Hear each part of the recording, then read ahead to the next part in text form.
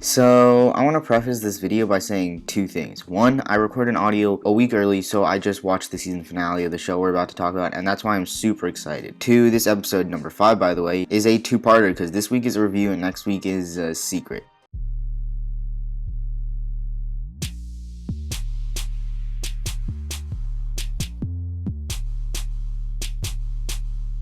Today I'm going to explain to you why you need to watch the brand new Star Trek show, Lower Decks, which just finished its first season, and by the time you finish, you'll wish the next season came faster than the Flash. That sounded super wrong, and also super spoiler warning.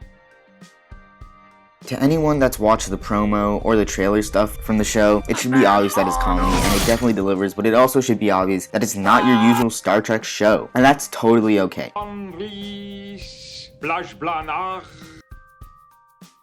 It's actually really great for anyone to dive into, especially if you're new to Star Trek.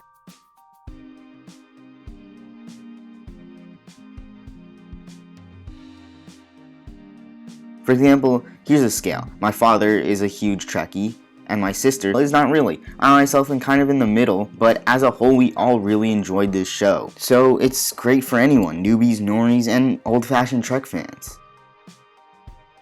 Okay, here's some really quick math. A general bridge personnel according to the Next Gen show has about 9 people. That's including bridge ensigns and the head medical and science officers. And the Enterprise held about 1,014 people. After a bit of big brain, that equates to about a 0.008% chance of any given person being on the bridge crew. And that's not really that much, let's be honest. So while all Trekkies have imagined themselves on the bridge or like Picard or Kirk or something, it's much more likely we'd be Lower Decks. No, we're actually way down here. So by that logic, the characters themselves in this show are really way more relatable than old Star Trek characters, to be perfectly honest. And by the end, even if they weren't, each of these characters are quirky and endearing, and we understand them.